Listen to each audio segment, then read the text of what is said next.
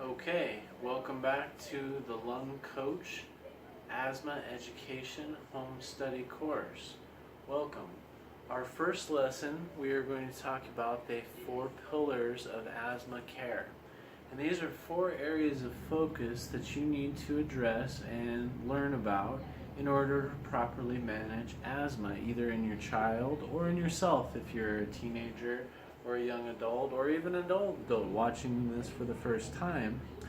Asthma education starts with these 4 areas: lung assessment and monitoring. Okay, we're going to talk about what type of monitoring you need to be doing daily.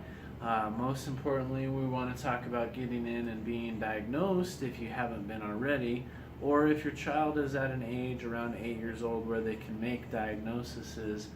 But before that, we call it reactive airway disease in children who have wheezing, shortness of breath, or other symptoms of asthma. So, first and foremost, you want to be assessed by your physician, your doctor, and determine whether you do have asthma. If you have a child with breathing difficulties who's been hospitalized, I'm sure the physician has probably looked at them and saw symptoms. So if they're reaching the age of 8, 9, that's in time when they can actually diagnose it. But for this purpose, we're going to be talking about any child with asthma, or before that, that's diagnosed with reactive airway disease. So first and foremost, you want to be assessed by your physician and doctor. Second, you want to be monitoring their progress, your progress, on a daily, weekly, monthly, and yearly basis, and keeping a journal of certain measurements you can do with lung function. That way you can identify if you are having problems early and get treated before you have to go to the hospital. And that's really the purpose of the asthma education program. So we want to avoid hospital admissions, emergency room visits, and symptoms like coughing, shortness of breath, waking up in the night with shortness of breath. So first and foremost, we want to assess and monitor. Second, we want to control environmental triggers. And this kind of is very closely in this lung assessment, because your physician is going to help determine what triggers you have, such as animals, if you're allergic to animals, or if your child is allergic to animals, or if there is a pest like cockroaches in the home or in the building or in the vicinity that could be causing symptoms. Cigarette smoke, another environmental trigger. So we'll be talking about those in depth.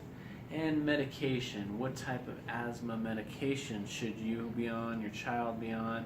And there is many different choices and very tailored to different types of asthma. So we'll talk more in depth about those. One of the most important is the rescue inhaler, and we're going to talk how to use the rescue inhaler properly. And then finally, asthma education.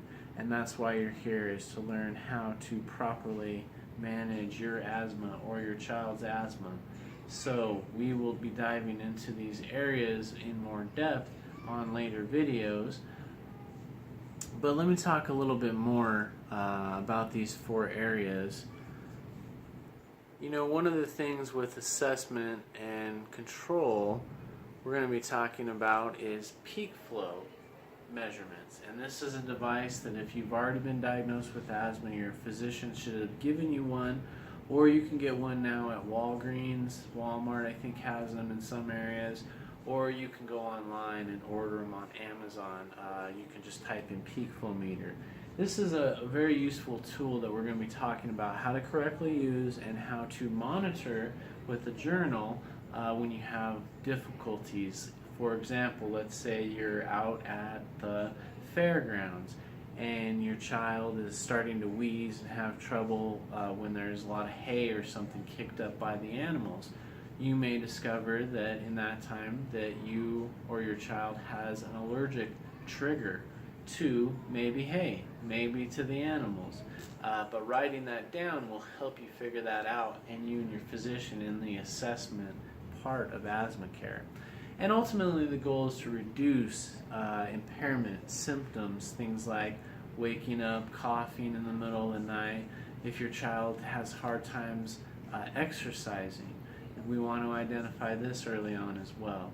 So, moving on, controls of environmental triggers, and this can be not only allergens, they can also be irritants and other triggers like cigarette smoke.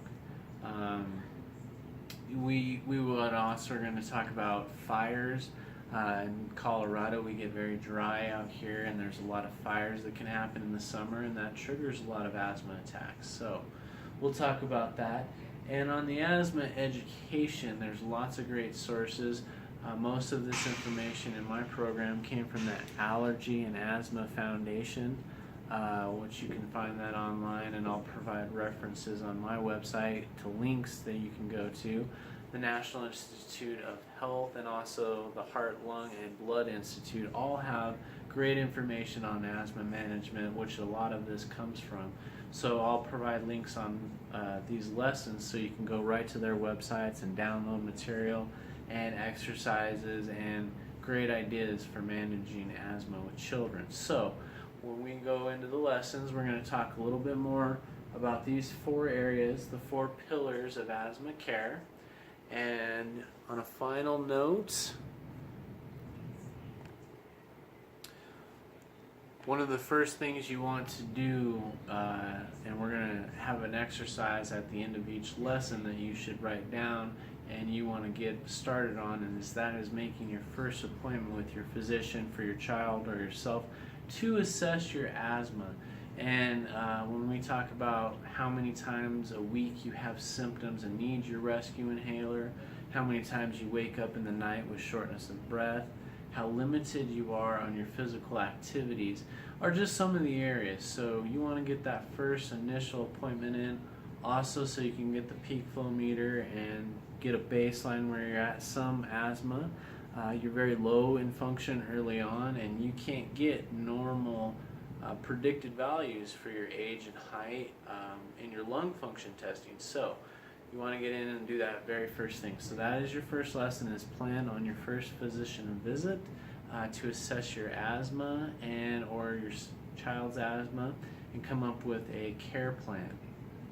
Okay, thank you, and I'll see you on step 2, diagnosis and severity.